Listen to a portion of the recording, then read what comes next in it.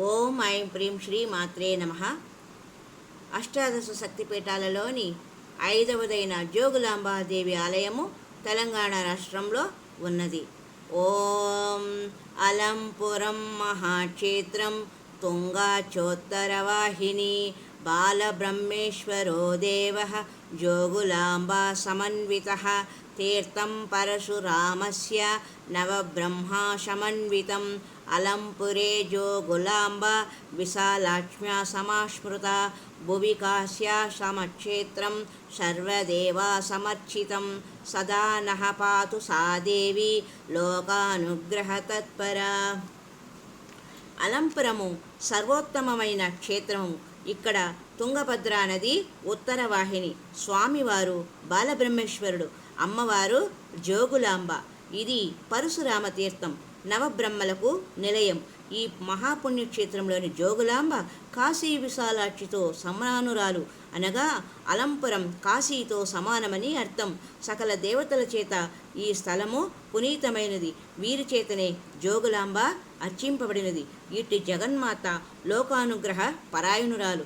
ఆ దేవి మనలందరూ అనుగ్రహించునుగాక. ఓం ఐం ప్రీం శ్రీ మాత్రే నమః. స్థల పురాణం. ఈ పుణ్యక్షేత్రము తెలంగాణలోని మహబూబ్ నగర్ జిల్లాలో ఉన్నది. ఆంధ్రప్రదేశ్ కర్నూలు పట్టణం నుండి సుమారు 30 కిలోమీటర్ల దూరంలో ఉంది. దీని పూర్వనామధేయము హలంపురం. ఒకానొక కల్పంలోని ఆదియుగంలో ఇది హరిహర క్షేత్రమై భాషించింది. కాలాంతరంలో ఈ క్షేత్రం యొక్క ప్రశస్తి మరుగున పడిపోయింది. ఆ హలంపురమే నేడు అలంపురముగా నామాంతరంగా రూపాంతరం చెందింది. హలంపురము అలంపురముగా రూపాంతరం చెందింది. దక్షిణ కాశీగా కొందరు దీన్ని వ్యవహరిస్తున్నారు. చిత్రంగా దక్షిణాదిన చాలా శైవ క్షేత్రాలను దక్షిణ కాశీ అంటూ ఉండడం పరిపాటి. శ్రీశైల క్షేత్రానికి పశ్చిమ ద్వారంగా అలంపురాన్ని అభివర్ణిస్తారు.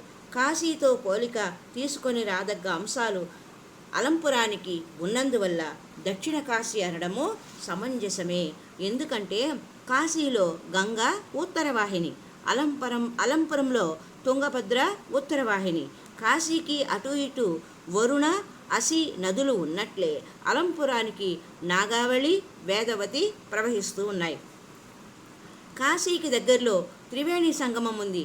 అలంపురం సమీపంలో తుంగ భద్ర కృష్ణా నదుల సంగమం ఉంది.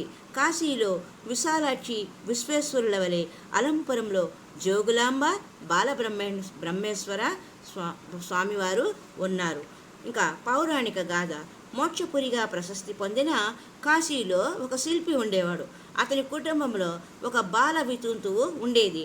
ఆమె అసమాన భక్తి తత్పరతో కాశీ విశ్వేశ్వరుని కొలుస్తూ ఉండేది. ఒకనాడు ఆమె భక్తికి మెచ్చిన విశ్వేశ్వరుడు ఆమెకు తన హృదయంలో ఆమె భర్తను దర్శింపజేశాడు. ఏదైనా వరము కోరుకోమన్నాడు. విశ్వేశ్వరుడిలో భర్తను చూసిన ఆమె తనకు ఒక పుత్రుని ప్రసాదించమన్నది. శంభుడు తదాస్తు అన్నాడు. ఆ మహాస్వాదికి పుత్రుడు కలిగాడు. కానీ భర్త మరణానంతరం కలిగిన సంతానాన్ని లోకం హర్షిస్తుందా? సూటిపోటి మాటలతో పొడవసాగింది. బాలుడు ఊహ తెలిసాక, లోకం తీరు చూశాక తల్లిని నిలదీశాడు. విశ్వేశ్వరుడే నీ తండ్రి అని ఆ సతీమ తల్లి సత్యమే పలికింది. ఆ సంగతి ఏదో విశ్వేశ్వరునితోనే తేల్చుకుందాము అనుకున్నాడు బాలుడు. అన్నపానాలు మానేసి అహర్నిశలు విశ్వేశ్వర ధ్యానమగ్నుడయ్యాడు. చిరకాలానికి ఆ బాలుని తపస్సు ఫలించి శివుడు ప్రత్యక్షమయ్యాడు. కుర్రవాణ్ణి ఓదార్చి ఇలా బోధించాడు. నాయనా, లోకంలో ధర్మ వ్యవస్థ అని ఒకటి ఉంది. అది లోకాచారం నిమిత్తం నేను ఋషిప్రోక్తంగా పలికించినదే. అయితే లోకోత్తరమైన కార్యనిర్వహణ కోసం లోకాతీతమైన వాణిని జరిపించేది నేనే. నీ వల్ల కాదగ్గ కార్యము జరిపించడం కోసమే నీ జన్మ సంభవింపచేశాను. నీవు నీ తల్లి లోకాతీతుల కోవలోనికి వస్తారు. నువ్వు ఇక్కడ నుంచి శ్రీశైలానికి పశ్చిమ ద్వారం అనదగ్గ అలంపురం వెళ్ళు. నీకు ఇసుకతోనే దేన్ని అయినా నిర్మించగల రసవిద్యను, అంతకంటే మహత్తరమైన హేమ విద్యను అనుగ్రహిస్తున్నాను అని విశ్వేశ్వరుడు ఆ బాలునితో చెప్పారు. అక్కడి శిలలు సైతం జీవవంతములై నీ మాట వింటాయి. అక్కడ ఒక క్షేత్రం నిర్మించు. నీవు నిర్మించే క్షేత్రంలో నివసించే వారికి శ్రీశైల శిఖర దర్శన ఫలితం కన్నా కాశీవాస ఫలం కన్నా అధికమైన ఫలము అనుగ్రహిస్తున్నాను అంటూ ఆ 2 వరాలు విశ్వేశ్వరుడు ఆ బాలుడికి అనుగ్రహించాడు. ఆ బాలభక్తుడు రససిద్ధుడై తన తల్లిని వెంటబెట్టుకొని దక్షిణ దిక్కుగా సాగిపోయాడు. ఎప్పటికప్పుడు ధ్యానమగ్నుడై సమాధి స్థితిలోనే జ్ఞాననేత్రంతో ఆలయాల్ని దర్శించుకుంటూ అదే రీతిలో పనివారి చేత ఆలయ నిర్మాణం సాగించేవాడు. తన పసిడి విద్యతో రాతి ముక్కల్ని బంగారు ముక్కలుగా మార్చి పనివారికి జీతాలిచ్చేవాడు. అలా బంగారాన్ని ఆకర్షిస్తున్నందున క్రమంగా ఆ ప్రదేశానికి హేమలాపురం అని పేరు వచ్చింది. రాళ్లను అభిమంత్రించి ఒక పద్ధతి ప్రకారం నిర్మింపజేయడంతో ఆకాశాన్ని అంటే గోపురాలతో ఒక సమూహంలో అక్కడ నవబ్రహ్మలకు ఆలయాలు వెలిశాయి. నవబ్రహ్మలు లింగాకారంలోనే ఉంటారు. ఆలయాలన్నీ ఒకే మూసలో తీసినట్టు ఉంటాయి. ఈ అద్భుత సృష్టికి అందరూ ఆశ్చర్యపోతుంటే స్థానికుడైన రాజు విలాసరాజు అసూయతో మండిపడి ఇంత ధనం ఈ శిల్పికి ఎలా వస్తుందో ఆరా తీసి అదంతా రసవిద్యా ప్రభావమని తెలుసుకున్నాడు. సహజంగానే విలాస ప్రభువు నాస్తికుడైన రాజుకు విలాసాల కోసము కావలసిన అంతులేని ధనం సంపాదించడానికి ఈ హేమ విద్య ఉపయోగపడుతుందని అనిపించింది. మొదట శిల్పితో మంచితనం నటించాడు. రాళ్లను బంగారం చేసే విద్యను నేర్పమన్నాడు. సత్కార్య ఆచరణకు భగవత్ సేవకు మాత్రమే తన విద్యను ఉపయోగిస్తానని రససిద్ధ శిల్పి చెప్పడంతో అసూయాగ్రస్తుడైన విలాసుడు ఆయన్ను నిర్బంధించాడు. అంతేగాక శిల్పి అపరూపంగా నిర్మించిన ఆ గొప్ప ఆలయాల్ని కూలగొట్టించేసాగాడు. ఫలితంగా శిల్పి శాపానికి గురి అయి భిక్షాటన తప్ప జీవికకు గత్యంతరం లేని దేశదిమ్మరిగా మారిపోయాడు.